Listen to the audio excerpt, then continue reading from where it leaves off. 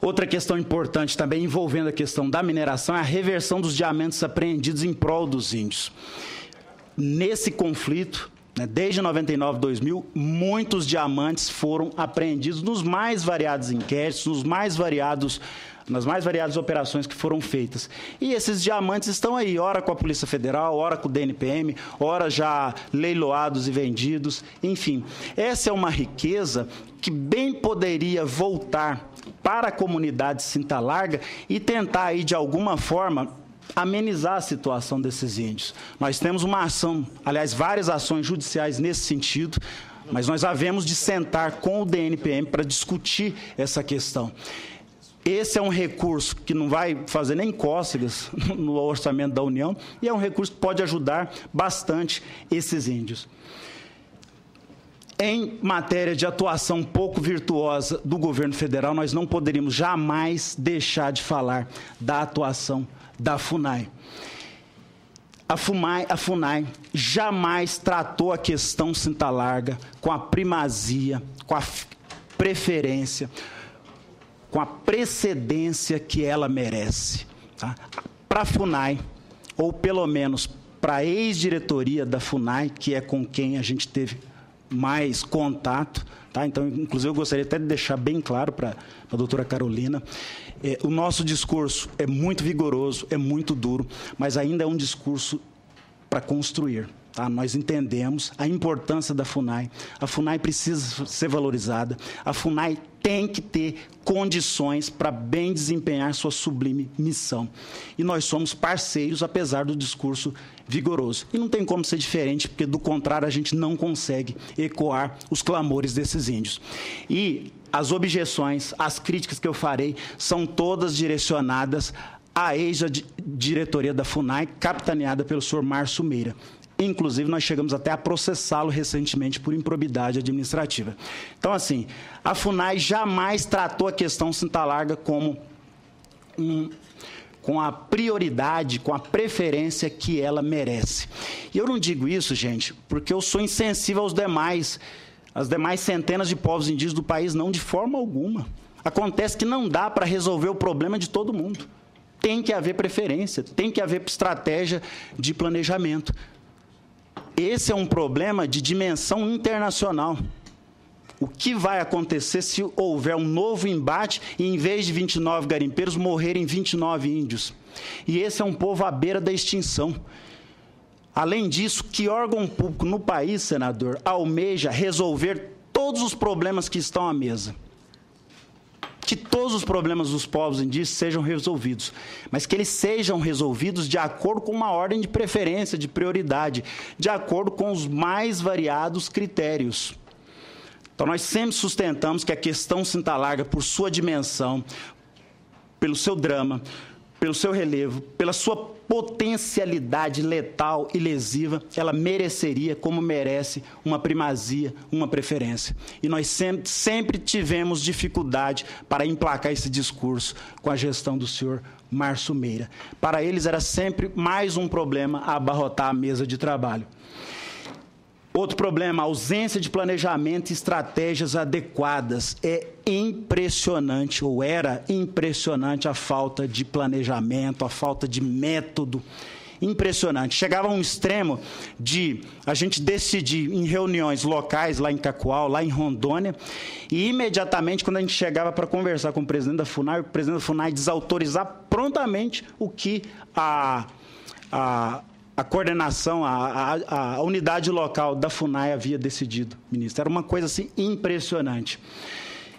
Outro tema que eu imagino ainda aflige com certeza a FUNAI, carência de recursos de toda a ordem. Falta tudo na FUNAI. Falta gente, falta recurso, falta carro, falta tudo, absolutamente tudo.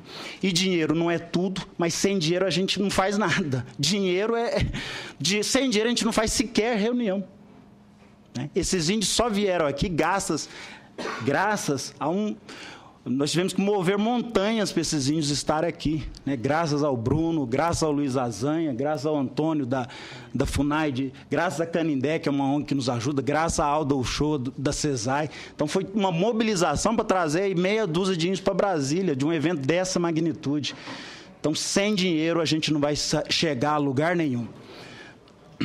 E, por fim, a desastrosa atuação da ex-diretoria. É triste dizer isso, mas a gente tem que dizer. É desastrosa, para não dizer, ministro, criminosa atuação da ex-diretoria da FUNAI, capitaneada pelo senhor Márcio Meira. Gravíssima atuação. Eu dou só 2 exemplos dessa desastrosa atuação. Primeiro, a recusa sistemática em dialogar com o Ministério Público Federal e com as comunidades indígenas. O senhor presidente, o ex-presidente Márcio Meira e a sua diretoria simplesmente não queria sentar-se à mesma mesa para discutir com 2 parceiros, o Ministério Público Federal e as comunidades indígenas. Não queria. Não respondia nossos ofícios, requisitava, assinava prazo. Eu tenho mais de 20 ofícios não respondidos pelo senhor Márcio Meira. E outro ponto, até muito mais grave, a própria FUNAI, na ex-diretoria, capitaneada pelo senhor Márcio Meira, tratou os índios Cinta Larga com preconceito. A própria mãe FUNAI tratou os índios com preconceito. Vou dar um exemplo apenas. Numa tarde, por volta de 2008, o então coordenador do GT, que era o Grupo Tarefa, que era o grupo da FUNAI, que deveria ser o gerente desse processo de mudança, essa pessoa, que era um advogado, da mais absoluta confiança do presidente Márcio Meira, nomeado diretamente pelo presidente da FUNAI, ele se dirigiu aos índios da seguinte forma: olha, diga para esse índio barrigudo aí que ele é um criminoso, que ele é um bandido, porque eu sou advogado e eu conheço cara de bandido. E não o suficiente, ele disse assim também: eu sou advogado, então os índios é que têm que aprender comigo, não eu aprender qualquer coisa com esses índios. Uma pessoa, um advogado, nomeado para conduzir a política de proteção ao povo Cinta Larga e nomeado diretamente, ministro, pelo então presidente Márcio Meira. Então, por conta dessa ímproba atuação da ex-diretoria da presidência da FUNAI, não nos restou outra a não ser ingressar com uma ação de improbidade administrativa. Essa ação está no volume que foi distribuído a vocês, não está no material impresso, mas está aí numa mídia que está na última página desse encarte, desse dossiê. Podem olhar aí, ação contra o presidente, ex-presidente da FUNAI. Leiam essa ação, vejam a que ponto chegamos, a que ponto chegou a atuação da ex-diretoria da FUNAI. Pois bem, diante de um problema dessa envergadura, e o Ministério Público Federal reconhecendo, até com certa humildade, toda a sua limitação para tentar amenizar a situação desses índios, a partir de abril desse ano, nós constituímos uma parceria com a sociedade denominada Grupo Clamor. Clamor significa Cinta Larga, Amigos em Movimento pelo Resgate. E sem falar que tem a virtude de associar a sigla Cinta Larga à palavra amor. Essa é uma parceria entre o MPF e a sociedade, e nós estamos atrás de instituições fortes, republicanas, como o Senado Federal, para nos ajudar nesse esforço.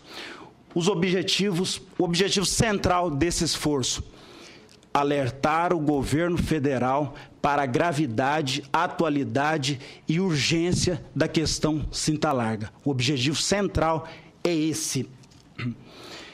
Nós temos já várias pessoas atuando conosco. Só lá em Rondônia nós temos mais de 30 pessoas inscritas. São professores, são estudantes, são representantes de ONGs, são representantes do poder público, são pessoas de bem que querem ajudar o povo Cinta Larga. Nós temos nos reunido regularmente, e foi justamente no bojo dessa atuação do Grupo Clamor que nós fizemos aquela reunião lá no Estado, com o governador, com Vossa Excelência, e aí Vossa Excelência teve essa brilhante ideia mesmo para nos trazer aqui nessa audiência pública. Vamos ouvir o ministro. Eu estou finalizando já é o último slide, tá? Então, desafios e perspectivas. Esse garimpo precisa ser paralisado de alguma forma e a questão Cinta Larga precisa sair da invisibilidade.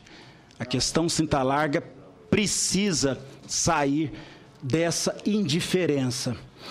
Nós temos o dilema repressão e prevenção. Enquanto o governo do Brasil estiver investindo ou tentando investir apenas em prevenção e deixando a prevenção de fora, não vai ter condições de tirar esses índios dessa situação. Eu costumo dizer que precisa ser constituído um verdadeiro plano de vida para o povo Cinta Larga, com ações de curto, médio e longo prazo. Esse plano precisa ser ambicioso. Tá? Ações pontuais não vai tirar esses índios da situação em que eles estão. Ações pontuais a FUNAI tem feito, ações pontuais o governo tem feito. E, na raiz de tudo, nós temos a atitude do governo federal.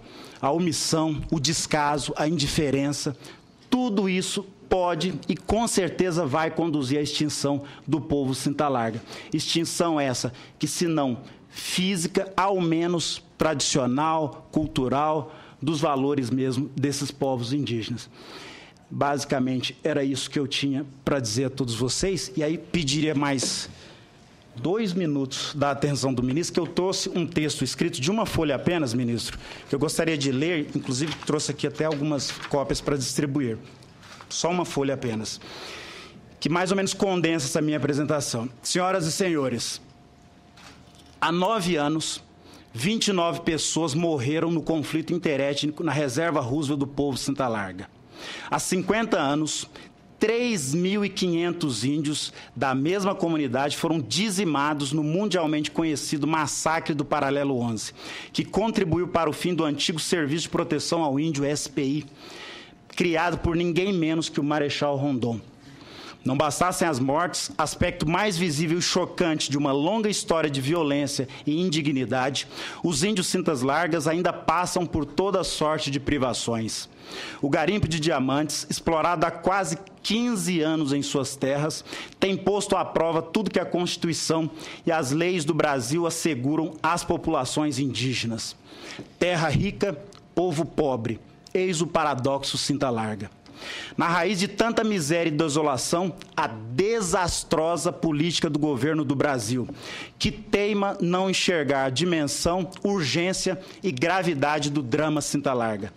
A opressora política governamental, que consome milhões de reais em repressão e quase nada em proteção, a ineficiente atuação da FUNAI, que jamais teve pessoal e recursos para desempenhar sua sublime missão, a assistência judiciária ofertada em nível tão elementar, e isso, quando ofertada, são apenas algumas das mazelas. A questão Cinta Larga é tão grave hoje quanto era em abril de 2004, quando 29 vidas se perderam. O mesmo contexto explosivo perdura. Existência dos diamantes, povo indígena agonizando por falta de tudo, omissão selvagem do governo federal, preenchida por imensa quantidade de pessoas interessadas em lucrar às custas da desgraça indígena. Para piorar o quadro, atualmente a tristeza Cinta Larga está invisível aos olhos do Brasil. O governo se faz surdo aos clamores. O povo Cinta Larga não existe, resiste. É triste dizer, mas é preciso dizê-lo sem rodeios, ministro. E eu rogo que Vossa Excelência leve esse clamor Cinta Larga a todas as autoridades do governo. Se o governo do Brasil não tomar vergonha na cara, e é disso mesmo que estamos falando, vergonha na cara, não tardará e o barril de pólvora do garimpo do Roosevelt explodirá de novo e muitos morrerão. Quantas pessoas, índias ou não, terão que tombar, então, para o Brasil reconhecer a gravidade e a dimensão da questão Cinta Larga e mover suas ações à altura? Sem falar, senhor ministro, que não se oprime um povo só com guerras e matança. No fundo, a pior opressão é aquela exercida pelo veneno da indiferença, até porque escondida em números, documentos e estatísticas. Para tentar vencer tamanho mal, o Ministério Público Federal constituiu uma parceria com a sociedade, chamada Grupo Clamor, Cinta Larga, Amigos em Movimento pelo Resgate. O objetivo central, fazer o Brasil acordar desse sono tão perturbador, que perdura desde sempre e que pode conduzir à extinção do grupo indígena. Os tempos põem à prova as almas dos homens. Nessa hora mais escura, apelamos à humanidade de todos que possam ouvir nossas súplicas. Toda pessoa de bem que queira, de coração e com devoção, somar, quiçá multiplicar esforços, será muito bem-vinda. Precisaremos urgentemente render mais que podemos. O Brasil está a dever muito, ou tudo, a esses índios. Essa dívida quase impagável, de certo modo, atinge a todos nós. Todos somos devedores solidários neste contexto de indignidade e sofrimento. As poucas portas que ainda nos restam se fecham cada vez mais, senador. Não temos mais a quem buscar socorro. Imperioso que essa audiência pública, realizada na mais alta casa do Parlamento brasileiro, sirva de divisor de águas cintas largas. Será um caminho bastante sinuoso, como são todos os que devem ser percorridos para levar dignidade a quem mais precisa neste país.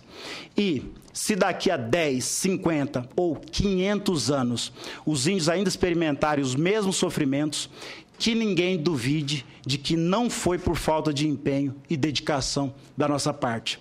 Com honestidade de princípios e propósitos e a consciência tranquila como única recompensa, ousemos, senador, tentar mudar essa história triste. Sonhemos alto, trabalhemos firme, não desistamos jamais. Muito obrigado.